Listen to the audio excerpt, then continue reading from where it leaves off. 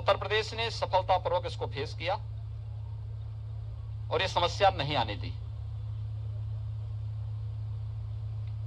पिछले प्रदेश के अंदर जो सब मैक्सिमम जो प्रतिदिन पॉजिटिव केस आए थे वह 24 अप्रैल को आए थे 38,000।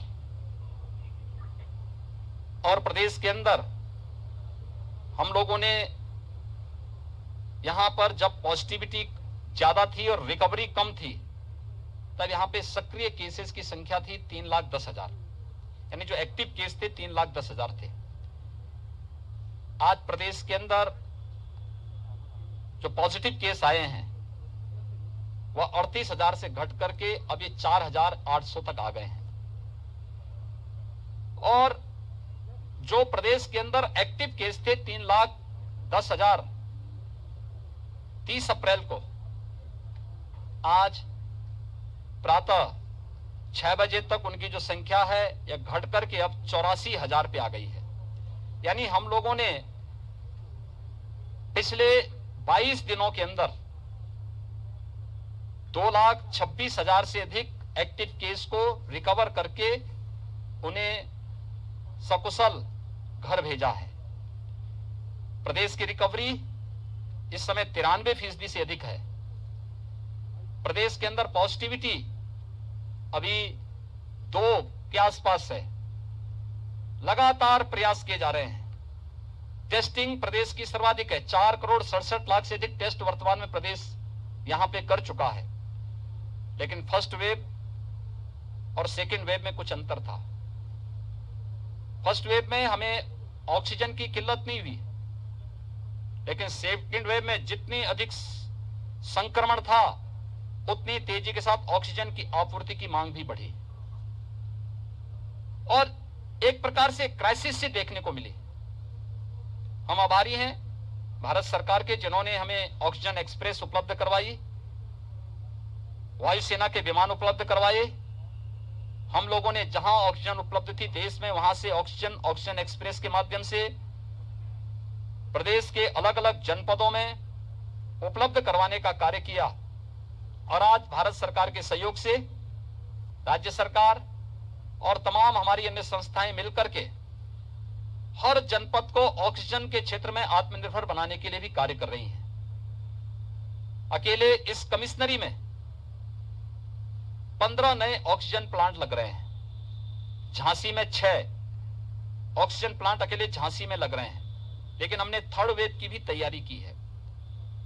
थर्ड वेव के लिए अभी से हर मेडिकल कॉलेज में पीडियाट्रिक आईसीयू के निर्माण की कार्रवाई हमारी प्रारंभ हो चुकी है, हर डिस्ट्रिक्ट हॉस्पिटल में भी। इसके अलावा ग्रामीण क्षेत्र में सीएससीज में भी हम इसको फोकस कर रहे हैं। दूर दराज के लोगों को इस ना आना पर बहुत उनको समस्या ना होने पाए, इसके लिए इसको फोकस करते हुए अभी से इस अभियान को हम लोगों ने लिया है। और इसीलिए मैं बुंदेलखंड के प्रवास पे आया हूं। बुंदेलखंड में भी मैंने झांसी, ललितपुर और जालौन की समीक्षा बैठक ली है।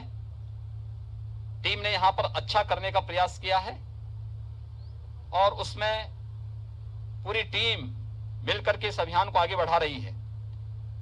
उसके परिणाम भी सामने आए हैं। जो पॉजिटिविटी रेट यहां पर थी उसमें काफी गिरावट आई है। रिकवरी तेजी के साथ यहां पर बढ़ी है।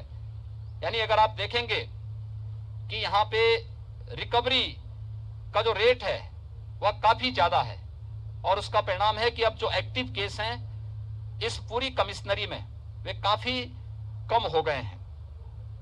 निगरानी समितियों ने इस दिशा में बेहतर प्रयास किया है।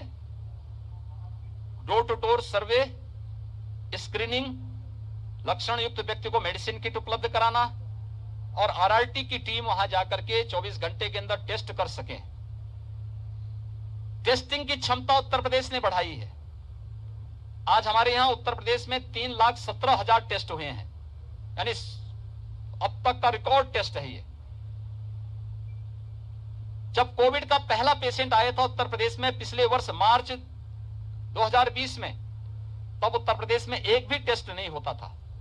आज हम एक दिन में 3,17,000 टेस्ट करने की क्षमता विकसित कर चुके हैं। कोविड के बेड्स बढ़ाए जा रहे हैं। हर एक स्तर पर एक नए प्रयास हुए हैं। हमारा प्रयास है एक एक व्यक्ति का जीवन अमूल्य है, उसको बचाना है और साथ साथ हर व्यक्ति की जीविका को भी बचाना है।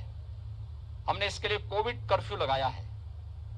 कोरोना कर्फ्यू सामान्य जनजीवन प्रभावित हुए बगैर हमारी